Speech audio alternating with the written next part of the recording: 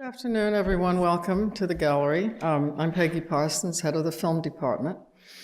I'm going to wager that most of you have seen the exhibition right next door called Outliers and American Vanguard Art. Our two guests this afternoon are both deeply involved in that exhibition. Lynn Cook is the curator who conceived it and selected the art that's on view. And James Benning is one of the artists. His moving image work called Semple Pass is being shown continuously in the small theater that's adjacent and right behind this big theater. But I'm going to trust you've seen it by now. Lynn Cook is Senior Curator for Special Projects in Modern Art here at the National Gallery. Prior to this appointment, she held other prominent positions in the art world, both here in North America and also in Europe. She's been a co-curator of the Venice Biennale, for example. She lectures regularly on art at a number of museums and universities around the world. And she also writes, her writing, perhaps you know it, in various art journals, such as Art Forum and the Burlington Magazine. James Benning has been making films since the 1970s, at first in 16 millimeter and now also on HD video. His work is known for its rigorous, almost mathematical treatment of landscape and its probing of history and memory. He joined the faculty of California Institute of the Arts, CalArts, in the late 80s, where he still teaches. Semple Pass is a film from Benning's Two Cabins project, which includes constructed replicas of Thoreau's cabin on Walden Pond, and also Ted Kaczynski's cabin in Montana, with a voiceover from Kaczynski's writings. Anyway, please welcome our two guests. Thank you, Peggy, and thank you for the introduction. Let's just jump right in. All right. And you said we could start, or one of the things we could start by doing is talking about why people make art. Mm-hmm. And in an interview with you, somewhere you say something like, and I'm paraphrasing, I don't want to make good films. There are already many of them. I want to make radical films that enter into a discourse. Yeah, there's many models to make art by and to make films by. And many of those models lead to things that are very acceptable and understandable and easily read. And I'm more interested in constructing works that try to redefine the language that exists already rather than to use that language. So that's always a tall order, because that also presupposes that you know everything that's been done. And that, of course, is impossible. So sometimes you think you're working on the edge and you're actually in the center.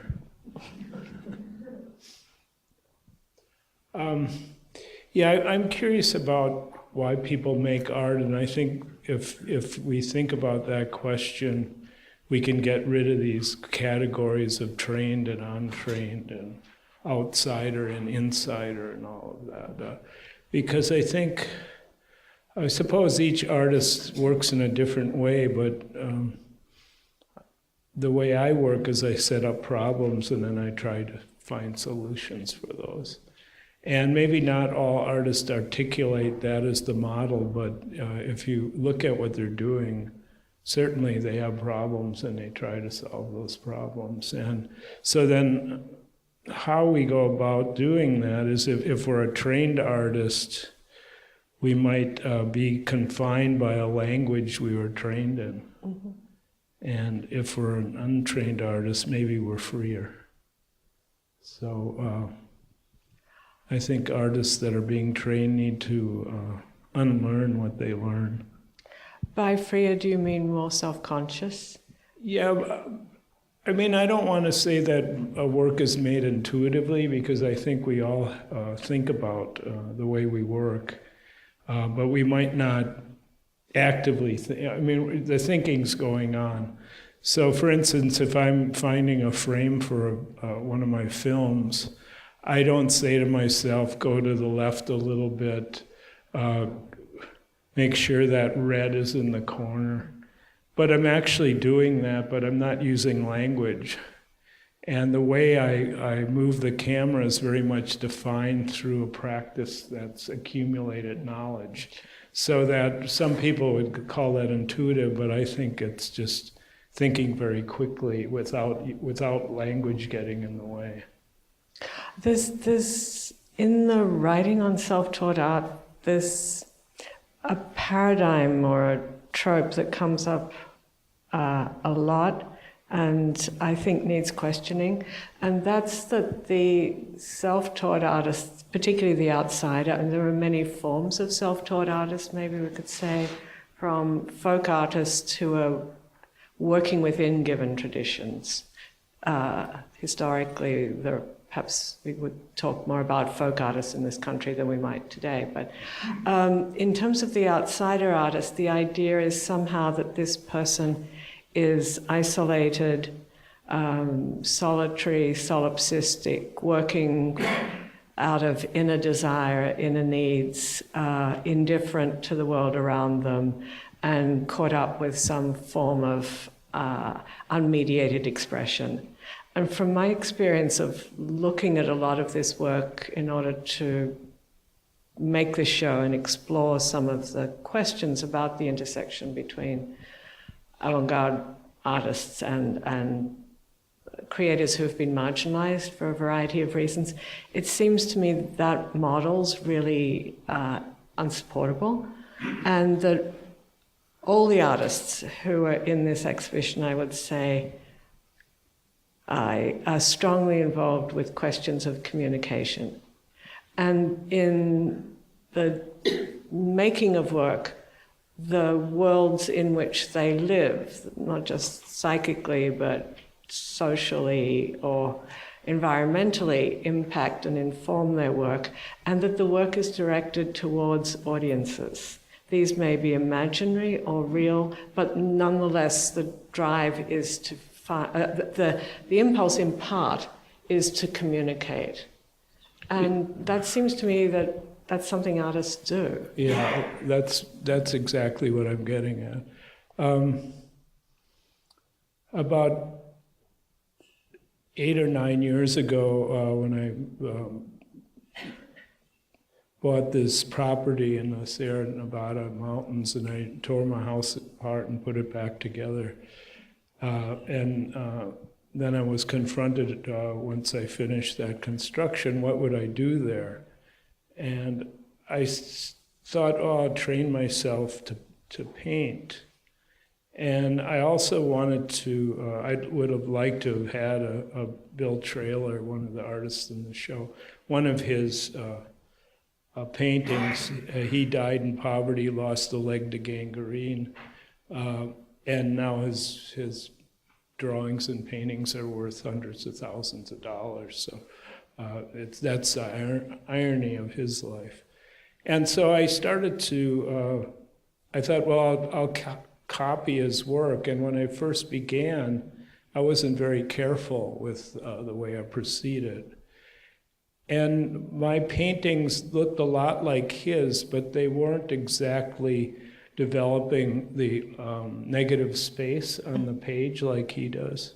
So I realized that he actually very much was interested in the way he would put something on a page, on a found piece of cardboard. And he also was very interested in using cardboard that had flaws in it, that he could react to those flaws with his paintings. And then I read a lot about him, and they were calling him untrained in that. And I thought, well, no, he's very trained. He was born a slave and freed at a very young age, but stayed on that plantation working as an indentured servant. And from that, he learned a lot about what the landscape was and how one probably contour plows. And so he may not have been trained about negative space, but he was trained himself to understand the space of landscape. And then he used what he learned from that to position these works on cardboard. And once I saw that, I thought, oh, I have an affinity for him because he's framing kind of the way I frame with a movie camera, and that I had to be as careful when I made paintings as I was as framing the camera.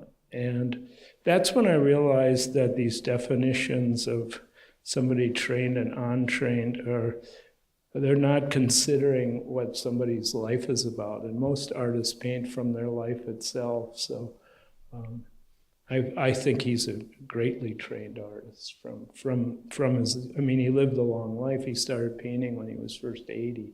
So he had a lot to bring to it.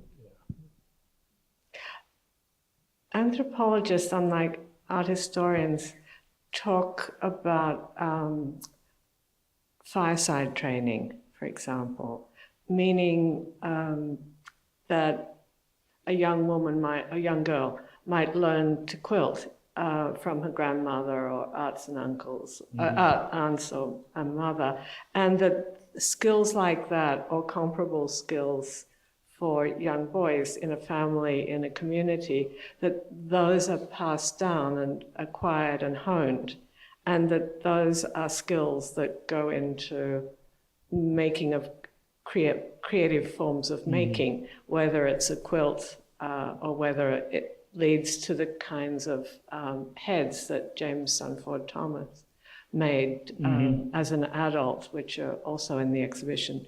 So I agree with you. There's forms that one might learn by doing something that has a kind of analogous handling of a material or a form, and others that might actually be conceived of as crafts and art forms according to different communities. And I mean, the Gee's Bend quilters are a good example of that. They started making quilts in the early 1900s out of necessity because it was one of the poorest communities in the United States. And because they lived on, I guess it's the Arkansas River, and it takes this big bend, so they were, and still are, geographically isolated by the way the river goes. And because of that, they're descendants of slaves, and they worked that land as slaves in cotton fields there. And then once they were freed, they too stayed as indentured servants and worked in there. But because of this physical isolation of the river, they kept their African roots. And their designs very much and their symbols very much can be traced back to African culture. And what I like about them is that they almost from the beginning made spectacular quilts because of this knowledge of their past and where they were from. And then in the 1960s, there was a ferry that went across to Camden, which is a town just outside of Gee's Bend. And Martin Luther King came there to talk, and the women quilters took the ferry across, and they were very politicized by King. And then they went back and they started a quilting collective at that time to raise money for this civil rights movement, and King was very moved by that. And then when that happened, the powers to be stopped the ferry and kept them even more isolated because they were beginning not to be isolated, and they were trying to make some changes and be part of the civil rights movement. And indeed, they made their way up to Selma and marched in those marches. But I think that's very interesting that they keep this African culture, and then they become politicized also. And when King was killed in Memphis, his funeral was in Atlanta, And his casket was pulled through the streets of Atlanta for about a 4-mile parade, and many people, blacks in the South, went there to celebrate that, mainly blacks. And the 2 mules that pulled his casket were from Gee's Bend, which is so that King's own people recognized the strength of these women. But again, it's their quilts were very much part of their life, and then they became a way of raising money. And in the 2005 or so, I believe it was, the Houston Museum gave them a full museum shows of their quilts, and then I think it went to the Whitney and a few other places. But they're quite a marvelous group, and I'm going to visit them in a couple weeks. So Fantastic. I've never been there, so I'm very excited. Well, it seems that one of the things about this isolation was that it bred amongst the women a sense of a strong desire to make an independent statement, one from another, and that a signature or a way of working and innovating from the given patterns became a kind of goal or a way forward for many of them, so that they, by the 90s, when many of them were, or at least one generation, like Mary Lee Bendolf, who's one of the two here, and Annie Mae Young, who started quilting in the 70s, and whose early quilts don't remain, partly because they got worn out, as quilts did, functional quilts. But by the 90s, when they were older and circumstances had changed, and it was cheaper to buy blankets and buy quilts, they continued to quilt because it was a social practice. I mean, it was part of being together, having forms of aesthetic art making, creative expression, and so the quilt making itself had gone through different phases and meant different things. And then when the Houston show that went to the Whitney, the presentation was in relation not to generic forms of quilt making, but to individual makers. So unlike the shows of the 70s, and there were shows at the Whitney in 1970 and other places on the East Coast, this 2002 show had groups of work by, say, 15 makers, and each of them was named and her credit was given to her as somebody who had an individual creative voice, which was totally different.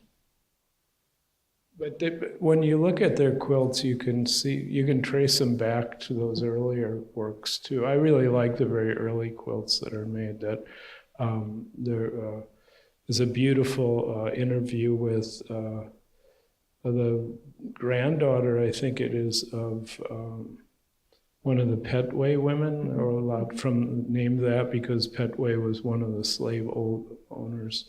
And the granddaughter talks about her grandmother having her help her cut the clothes from her husband who had just died, and so she was taking all his old work clothes to make the quilt, and then she said she was going to wrap herself up in love, and I almost started crying when it's such kind of a beautiful way to keep somebody's memory going too. So those quilts are, I think they're really loaded with history and with meaning, not only from design but from their social value of their way of life.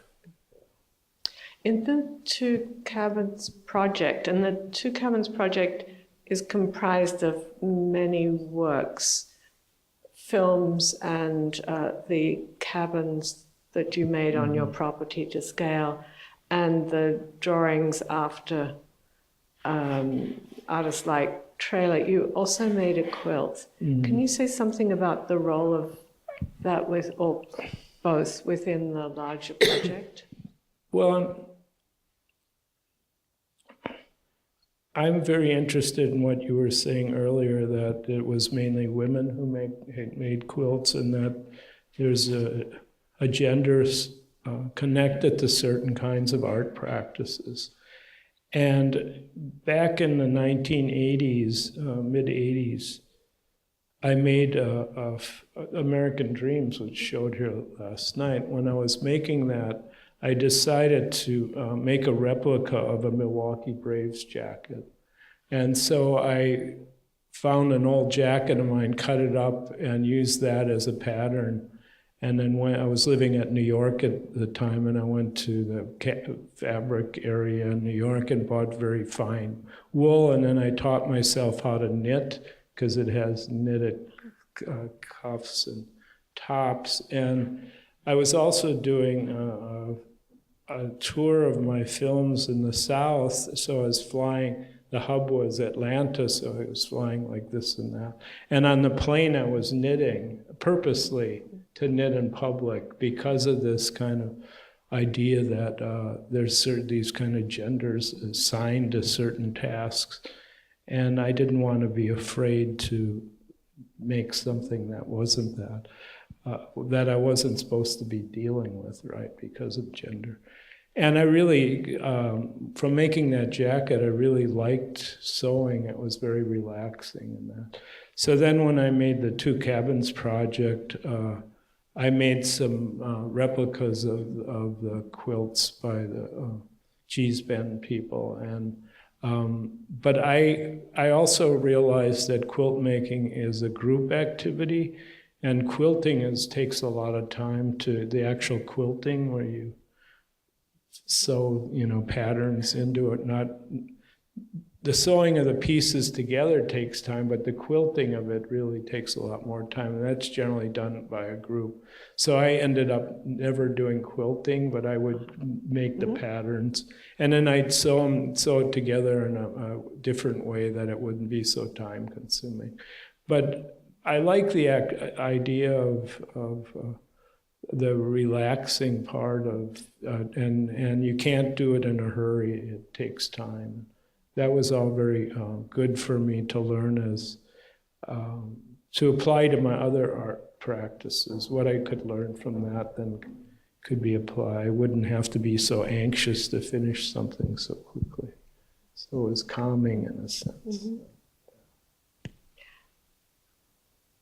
One of the hallmarks of your filmmaking that often is talked about is the structuring of a work, and how the temporality of shots within a film make a structure. And there's a set of, sometimes a consistent framework that seems like in a film like 10 Skies, there are 10 shots, each of the same length. And other films are structured differently, but this guideline is very worked out.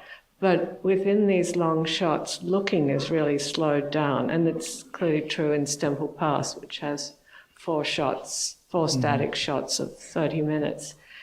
This idea that looking takes time, or attentive looking, requires a kind of an active viewer.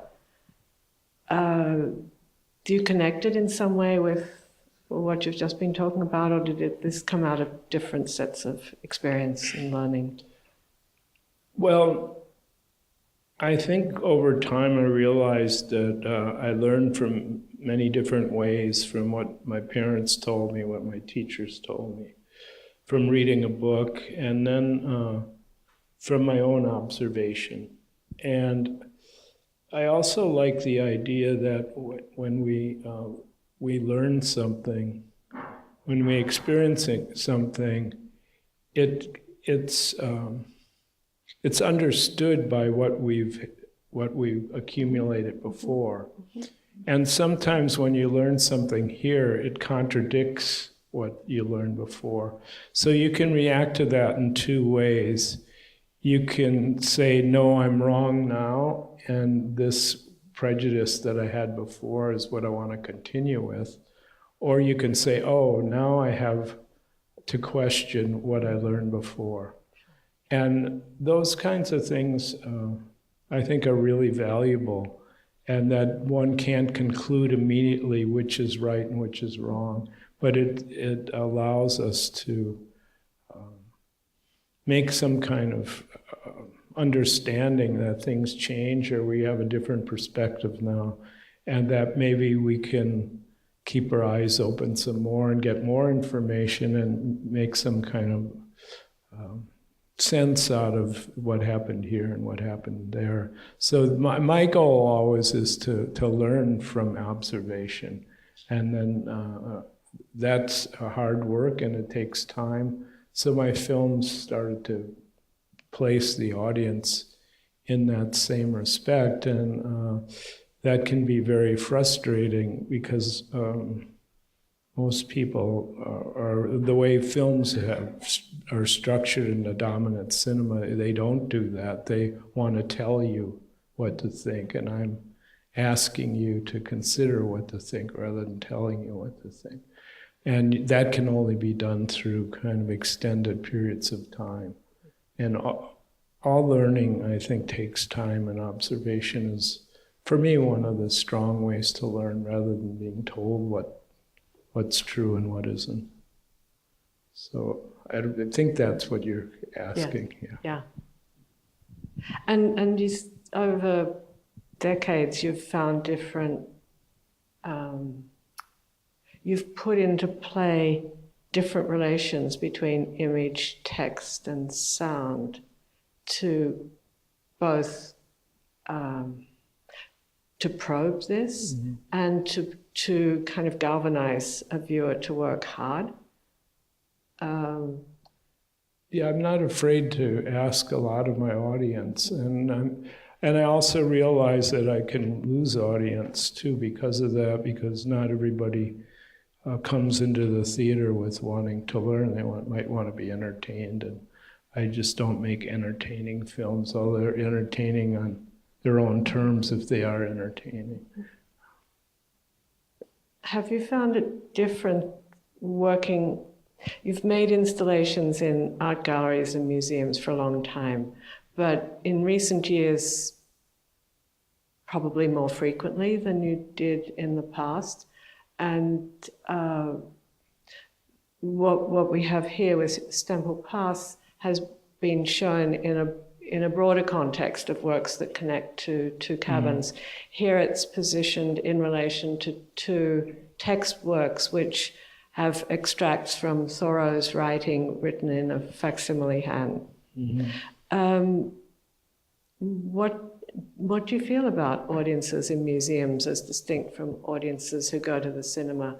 After all, they know in advance more or less what kind of situation they're going to sit in a dark space and look at a screen, and it's going to be of an approximate length between an hour and 2 hours. But working in an art gallery situation can take any or many forms. After the screening yesterday, I talked a little bit about this. The idea that the contract in a theater screening is so strong that I actually claim that it's stronger than life, because outside of this theater, do you seldom stare at something for an hour and a half without turning your head away. So that the kinds of ideas that I had in films were ideal for the contract of a cinema. Okay, and the difference, I mean, in installation work in a gallery or a museum, you don't have that contract. That doesn't mean that it can't be developed, and I think it's perhaps harder. But installation work has been around for a while now, so some audiences are getting a little bit smarter with how to watch these. And of course, you can make installation work that's easier to consume, that it doesn't matter when you enter it or when you exit it, that you can get a quick understanding of it, depending on how you build it. If maybe it's just a visual piece with 4 screens and they kind of do light around or something like that. So there isn't a duration necessary. But a lot of mine, I'm still working with durational work, like this piece here. So this almost has to be approached as a theater piece, and it's actually in a theater, which is nice. Now, the problem, I suppose, is that we don't have a sign out saying when it starts and when it ends. That probably could be helpful. Although I also like the idea that people will go in there and sit down and watch some of it and maybe not all of it. And depending on what time they come in, they might only see the image with ambient sound and leave before there's any text and not realize that this is a completely different film. And the way the film is designed is it's shot in 4 different seasons, and I didn't put them in order. It starts in spring, and then it goes to fall, and it goes to winter, and then to summer. And then there's, each shot is approximately a half hour long, I believe. And after a few minutes, there's somewhere between 12 and 15 minutes of text that is read.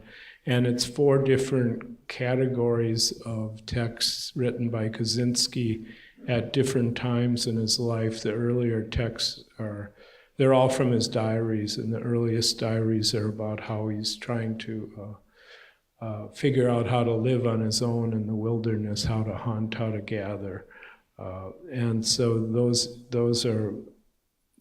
entries are a little easier to take, and then there's entries where he's talking about things that he's doing that are criminal, bomb making and maiming people and being disappointed that he didn't kill somebody. So he's being kind of very honest with what's in his mind. And then one of the last entries is part of the manifesto that was published in the Washington Post and New York Times.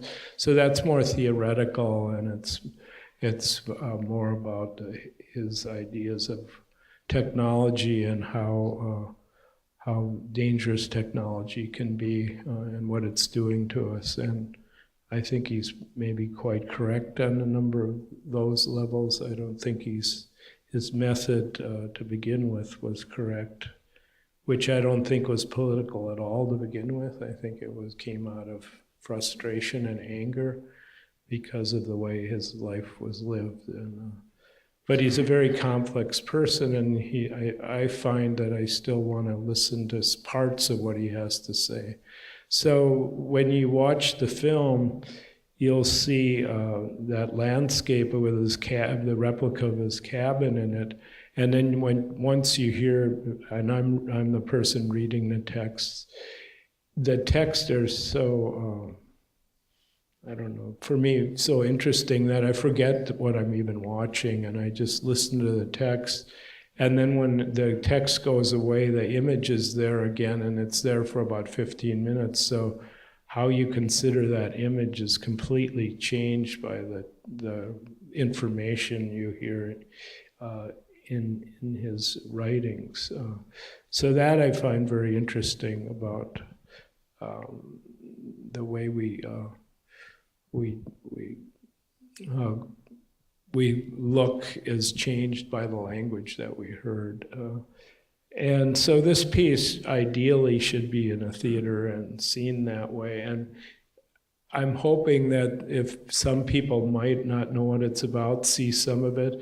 And the nice thing about installations, and especially at this museum where it's free, you can come back and you could watch it again. And maybe you come back again and you see a different part, and then maybe finally you'd watch the whole thing. So that could be a way of educating an audience on how to watch that. But it's still perhaps putting a little bit too much emphasis on the audience figuring it out rather than us as the maker and the curator and the museum figuring out a way to guide the audience into seeing it properly. So I'm very much interested in building installations that still contain time element to it, but I'm also interested in building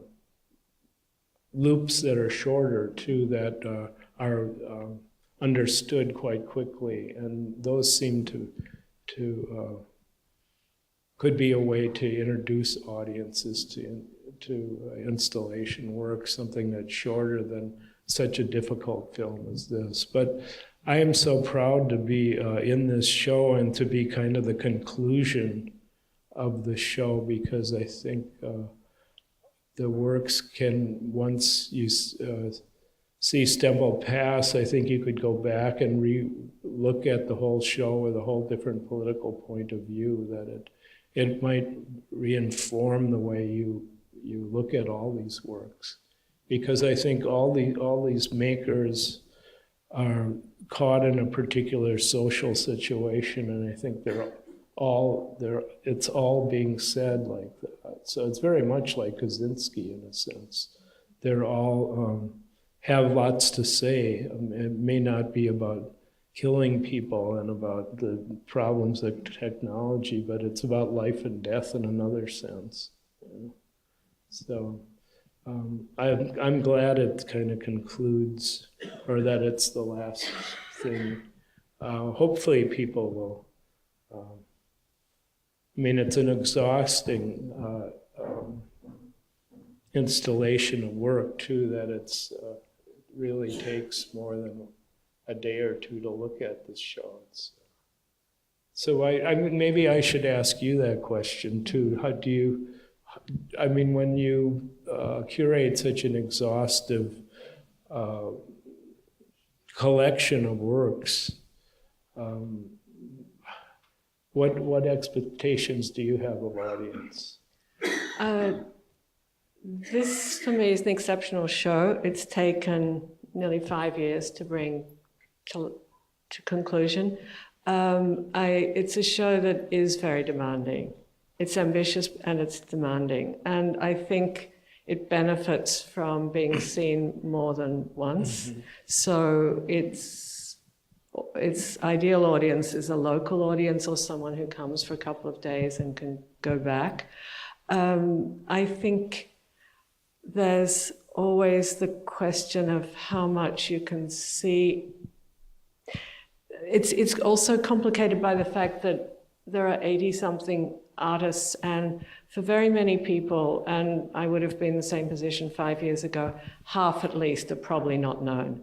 And to be encountering artists whose work you've never seen before takes a lot of concentration and energy, and then to put them into dialogue or put their works into conversation is another layer. So but I think many of these works and makers are remarkable, and that there are many, one doesn't have to get all that I intend to have rich and valuable experiences. So I'm not setting a bar for what gets, and not expecting that we all come away with the same sets of understandings. We won't and don't. And I think that as one gets older, what one gets out of a work of art depends on what one brings to it. And your own experience, life experience, and being in the world more and more shapes the kind of dialogue you have with the work.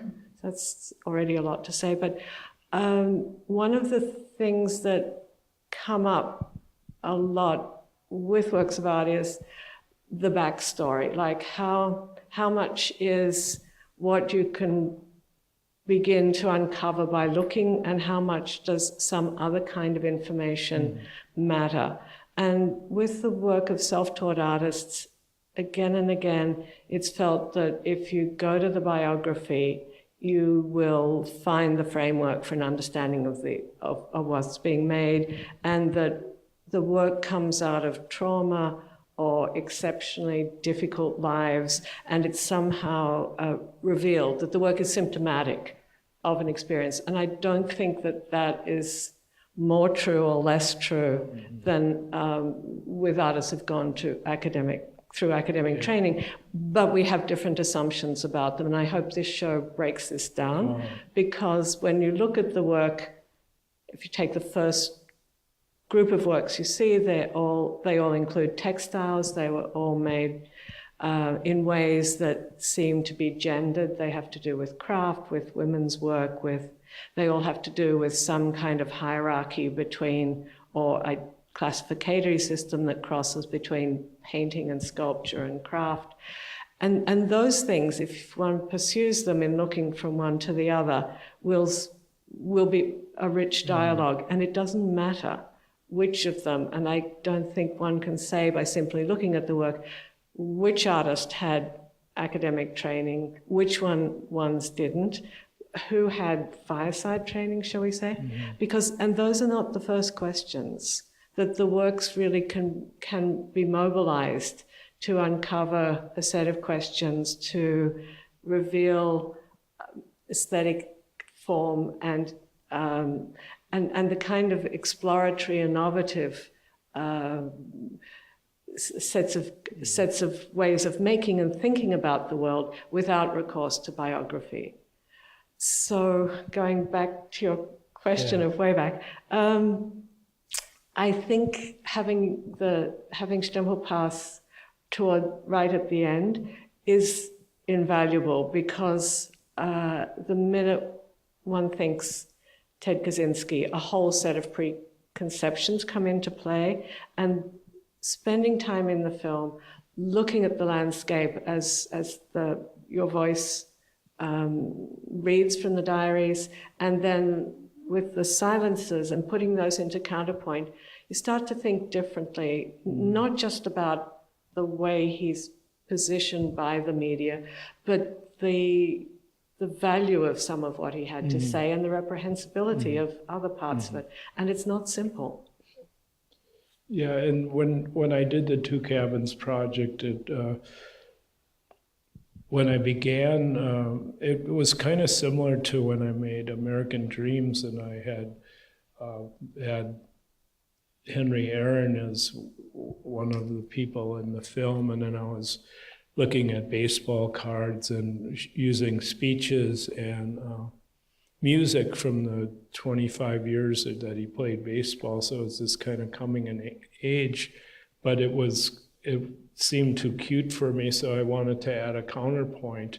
So I added Bremer, which in that film, Bremer is really the opposite of what Aaron was in many ways, but he's a much more tragic figure than Aaron, even though Aaron's was from a poor black community in Alabama and fought through the minor leagues, and when black ball players couldn't stay in the same hotel rooms as others. So a lot of those problems Aaron lived through, and had a much harder life in a sense than Bremer. Anyways, when I made the Two Cabins project and I added Kaczynski to it, I thought he was going to be like Bremer, but as the more information I learned about Thoreau and Kaczynski, I saw that they had very much in common. They both were environmentalists, and they both were radical politically, and that Thoreau also had supported terrorist John Brown.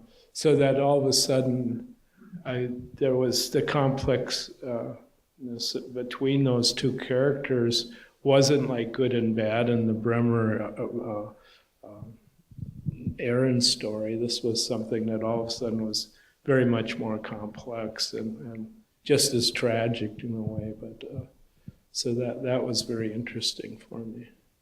I think it's interesting too how generally how little is remembered about Thoreau's connections and with the Underground Railway, his support for John Brown, his essay on civil disobedience.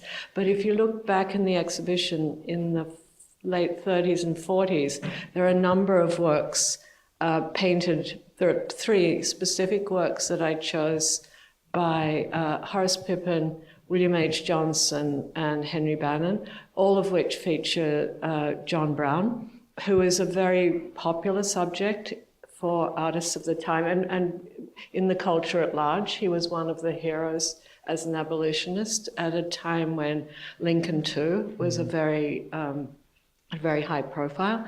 And so the exhibition brings those themes to the fore. And Pippin's painting in particular of John Brown going to his hanging is one of the great paintings of the 40s.